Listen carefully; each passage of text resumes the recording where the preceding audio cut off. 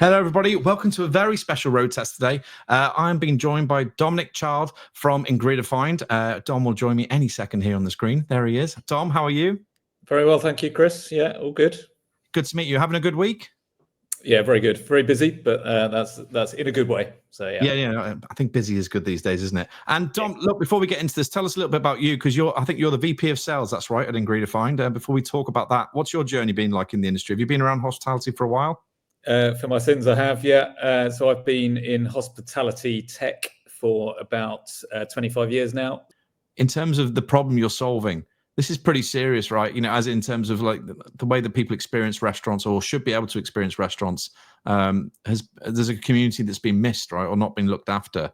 And I actually think what you're doing with Ingredifind is kind of a different mission, I suppose, to what you were doing with order injection or what you're doing with workforce management. This is kind of a different journey. Can you give us, I suppose, your best pitch for Ingredifind? What the product is, I suppose? Yeah. So the product is it's software as a service. We sell a monthly subscription, but what we do is work really closely with the operator to create a link between their menu development or their chef who's adding ingredients to a dish and the guest sat at a table. So we approached it from the guest experience perspective of of having any allergy under the sun, and these allergies are getting more and more. To say, how do we share the ingredients in the dishes that are on the menu with that customer? So instead of just looking at the 14 compliance allergens, we're effectively exposing the ingredients to the customer, so that if they have a garlic allergy or they don't like coriander or anything along those lines, it shows up on a digital version of that restaurant's menu. Wow. So it's a form of communication, and it's a digital menu. The result of that is that with increased trust, a much better guest experience. For those who have allergies, they'll recognize that trust is the big thing. And there's a general kind of level of performance across the industry at the moment, which is all linked to that level of compliance. So if you're a standard operator, you'll declare the 14. You probably don't go over and above that. Often on a menu, it will say, talk to a waiter. But levels of trust in waiters when staff turnover is high, no one's expected to know all the ingredients on a menu. So that level of trust is quite low. And we aim to improve that experience for the guest. And then the result of that is that the guests return to that venue literally time in, time out. So loyalty just goes through the roof. People spend more, menu availability is greater. And what we like to talk about is the opportunity and the upside instead of talking about the compliance, because that's what gets people really interested. Compliance. I mean, I was at Forth when FIR 2013 came in, and so we've seen the journey that that was 10 years ago when that landed. There's new things that are coming in now. Owen's Law might come in. Yeah. There might be further allergens being added to those 14. Owen's Law saying that you need word of mouth is not good enough. So there's going to be changes coming up, and we help operators navigate those changes. And I think one of the obvious things to say is, obviously, apart from the kind of the risk factor or the compliance factor that you'd help operators manage, there's a commerciality to this, right? So this community or this, I suppose, the allergen community is worth a lot of money, because, as you say, this group is getting bigger and bigger every year, and actually they're not being catered to. So it's super interesting in terms of how you guys can not only kind of look after these operators in that safety capacity, but also allow them to kind of access communities and get the loyalty and the trust part is huge. Someone told me the other day that 87% of people with allergens are, I can't remember what the stat was, but it's X amount loyaler, if that's a word, more loyal than another regular customer, because obviously the risk of going somewhere new and not knowing the waiter, not knowing the owner, not knowing the menu is huge for these guys. Yeah, absolutely. And part of what we do is because the way the tool works is scanning a QR code, so we can harvest some of the data from those customer actions, and we see that repeat visits. To your point, we see repeat visits of people who want to expose ingredient information. They are more than 4 times more loyal than industry average. CGA data suggests return rates of around 6%. We see our customers, people using, people using Ingredifind return 26%, and that's per month. So, wow. you know, tapping into that opportunity, and then we can't track sales data because we're not linked to the POS data, but typically more loyal customers spend 30% more. Yeah. Because, you know, if you've got an allergy and you're not sure about that venue, you probably limit yourself to a main course. If Perfect. You're confident because you can expose all the ingredients, you'll happily buy a starter and a dessert, because actually if you love that venue, you're going to go to town and you're going to, you know, it's like this place is the best place for allergies. I'm going to have a starter and a dessert and, you know, fill my boots. No, definitely. And I think you've got some data here to share, haven't you, really, about the size of the, I suppose, the problem that you guys are kind of fixing, and also the way the app works. And I'll just add it to the screen now. By all means, run us through this, Dom. I'll try and be quiet. You know what I'm like, but I might interrupt along the way. But yeah, talk us through. Yeah, sure. So it's just to set the scene, really. And, you know, we're trying to change the conversation around this, because I think sometimes, particularly when our 2013 came in, it's, you know, it's hard to manage these allergens. But yeah, just talking about the opportunity, there's the gap between what operators are delivering, and, you know, that's not down to the operator's fault, but it's, you know, sometimes it's tech, and sometimes it's time and effort, and, you know, there's other considerations like national insurance coming in April. So times are tough, but here's the opportunity is the fact that 30% of adults have specific dietary needs. You know, there's the 14 legislated allergens, but we know there is depending on who you talk to, there's between 170 and 230 types of food that create adverse reactions. The percentage, the 30%, that's been increasing for the last 20 years by 5% a year. So there's you know, no one's 100% sure, but there's a clear upward trend. Sorry, no one's 100% sure about why. But they know there is this upward trend. Of that, on top of that, there's 40% of adults who follow dietary restrictions. So this might be, you know, high protein or vegan, vegetarian, pescatarian, whatever. So they're pretty big numbers. And when the people with allergens are the people who determine where their friends go to eat, typically, you know, if you've got a table, if your average booking is a table of 3 and 30% of adults have a specific need, you're looking at, you know, kind of between 80 and 100% of tables are going to have someone who wants to expose the ingredient information, you know, at the table. Whereas legislation that only covers about 8, you know, the 14 is 8% of foods over and above that 170. So the result is that, you know, there's confusion from the guest perspective. They can't see what they're eating. There's missed opportunities from the operator's perspective, because they're not, you know, they're not selling that starter or that dessert. And updates from a head office perspective are consuming. They're time consuming. It also leads to problems. It leads to inaccuracies. We spoke with a health and safety consultant who said that 6 out of 10 dishes they look at are inaccurate. So, and lots of operators say to us, you know, they recognise that.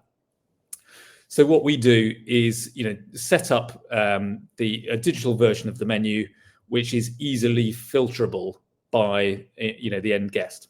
And as I said, we see return rates jumping up to 26% per month from, you know, the average of 2 to 6%. The profit boost from these people spending more and coming back more often.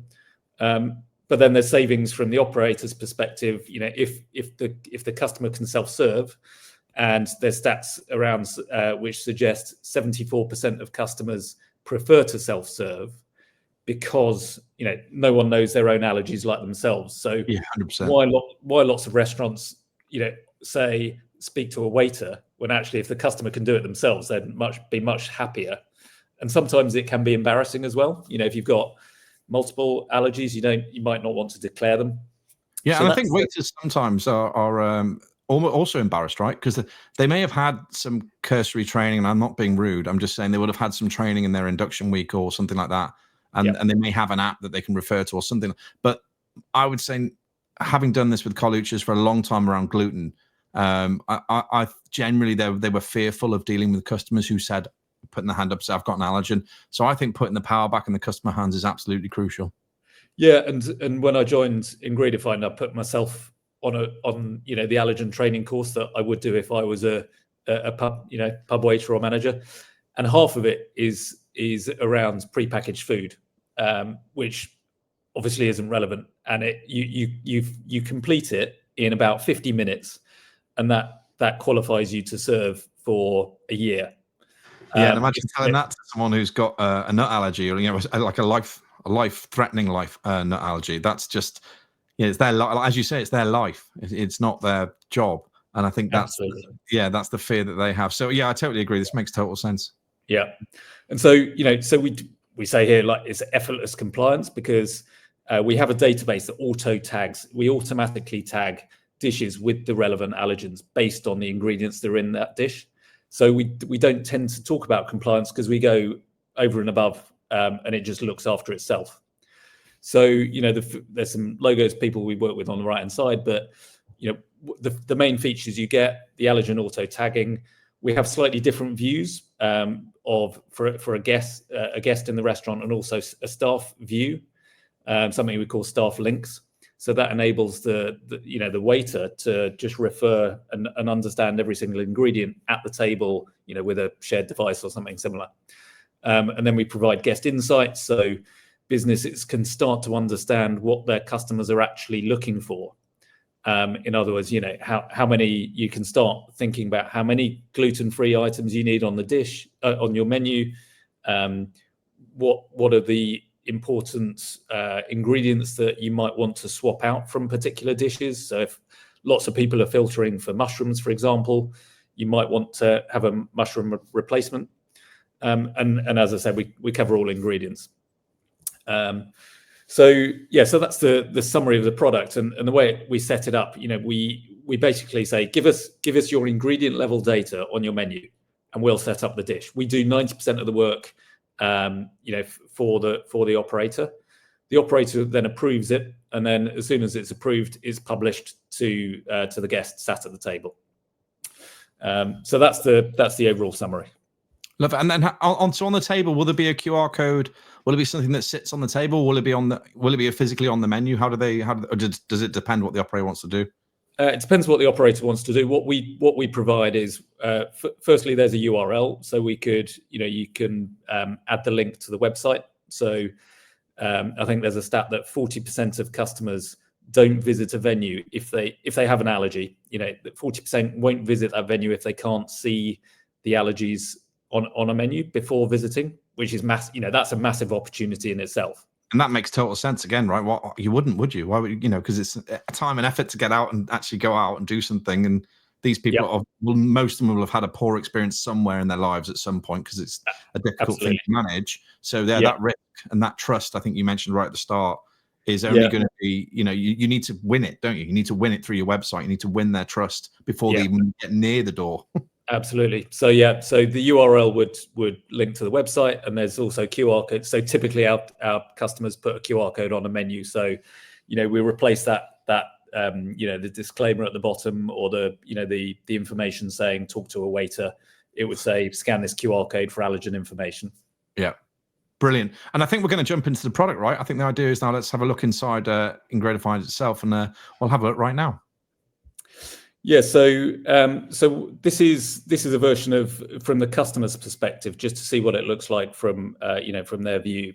So the idea, you can brand the portal as you liked, and you effectively go in, and there's 3 different types of filters. So the first one here, the common allergies, that is typically, we've gone over and above, but it's typically the 14. So you can add what your main allergies are. Here I've just highlighted gluten. You could add specific ingredients. So lots of people don't like coriander, for example. You might not, it's not that they're allergic to it. Lots of people say it tastes like soap.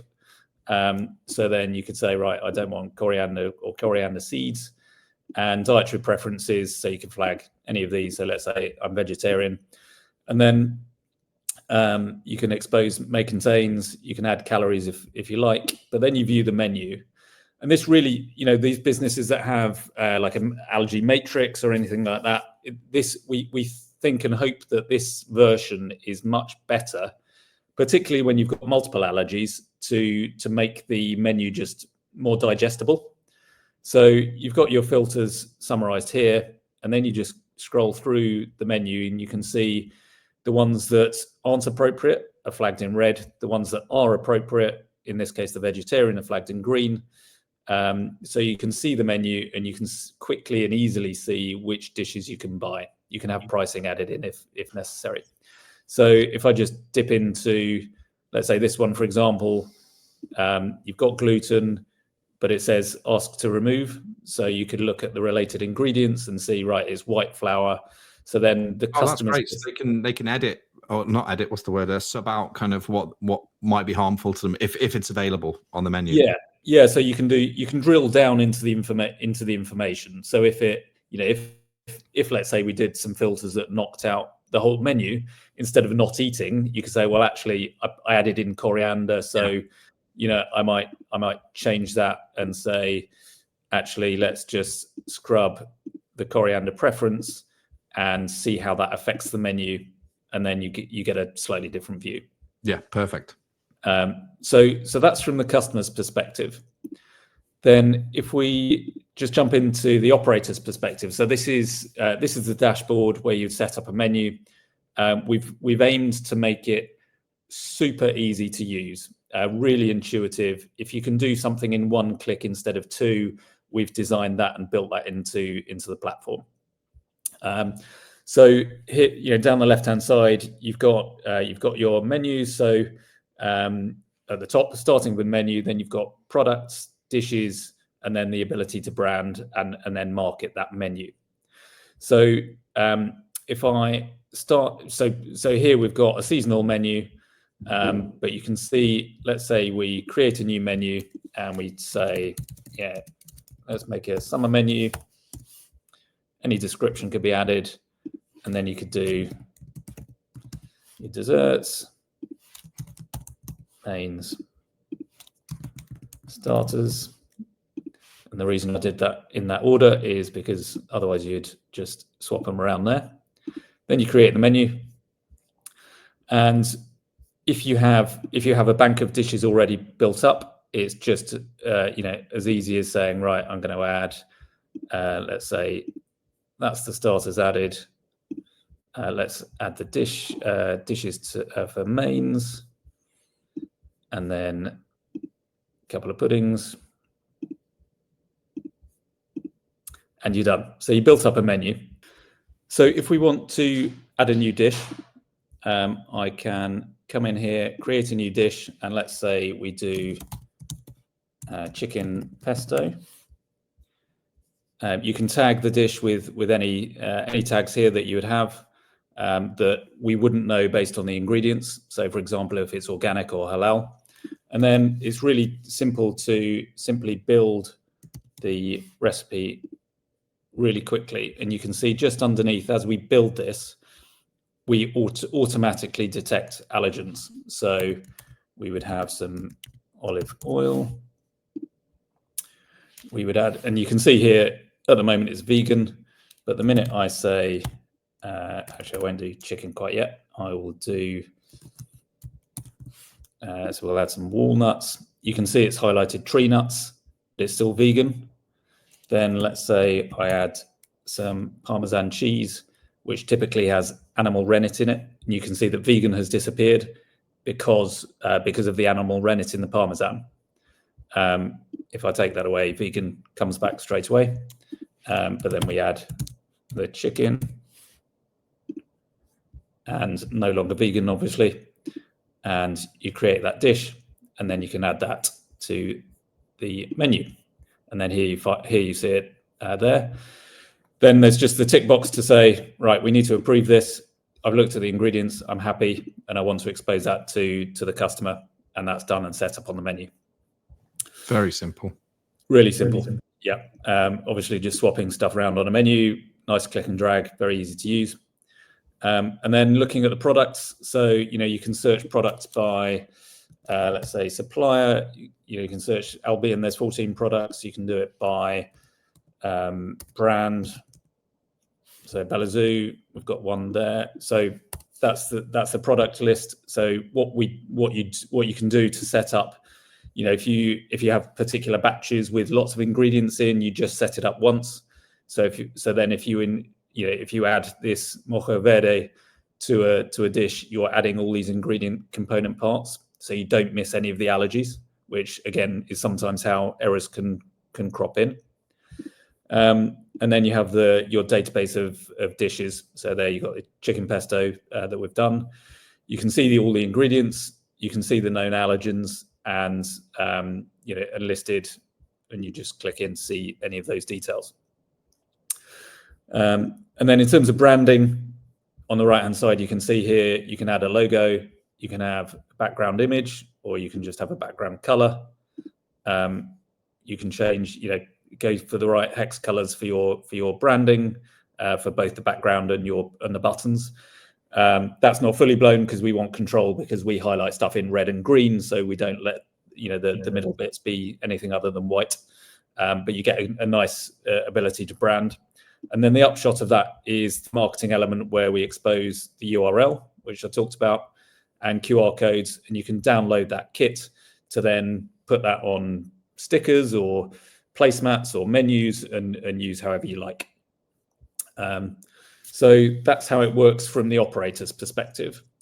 Then we've got a slightly different, I've shown it from the guest perspective, and then the slightly different view is what we call staff link. And this would be, with a shared device or, mobile or tablet. And then so it's a slightly different way of doing it, where if the waiter is by the table, and that scenario where you've done your hours training at the start of the year, but you can't remember all the ingredients in all the dishes, why would you? The waiter could say, they're serving the customer, and they say, well, let me help you out with your allergy. The customer says, look, I'm gluten intolerant. So the waiter could come in and just choose and just focus on gluten. And then you can see in this dish, there's white flour. So that can be shared straight away with the customer. So it's just a really quick and easy way of interrogating that data. Or if you want to search up specific ingredients, you can do that as well. Again, let's do the coriander example. So you've got all angles covered, right? You've got the waiter, obviously, has now got the knowledge in their hand. The guests can go and look themselves. And then you've got the broader overview piece, the umbrella piece from the people who are kind of making sure that everything's safe and be done properly on the back end. Exactly. Yeah. So everyone's working off the same data. Yeah. Yeah. Which is half the problem, right? Because some people have retained knowledge, some people have a folder, some people have something someone else told them. Then you have the guest interacting with that as well. So it comes really complex, really quick. Yeah, exactly. And then I guess the final piece of the jigsaw is the data that comes from that. So this is what we call guest insight, which is our analytics tool. So you can see really quickly and easily either filtering by location or across a group, how many people are actually looking at ingredient level data, how many guests that adds up to, how many are first time guests, and so we look at the return visits. What are their common allergies? So in this case, dairy. What are the most viewed dishes? Looking at impressions over time, days of the week. Looking at location. So you might highlight operational issues where, if the QR code's been left off the menu, for example, or you can see about the searches done by staff versus guests. So are staff taking control? Are they helping guests? Or do you want to mandate it to the customers? You can see all that. And then you can see by common allergies, which are the main 14, or by specific ingredients and filter that accordingly. And then so that kind of creates that feedback loop to say, to look at the compatibility of your guests and your menu to say, are you missing a trick or have you got it right? Instead of this kind of probably like a tick box exercise at the moment without that data where you think, I need one vegan thing, I need one vegetarian thing on a menu. And then, it's quite interesting stuff like, showing calories. So we saw no uplift between, January and December in terms of stats around calories or people wanting to see calories.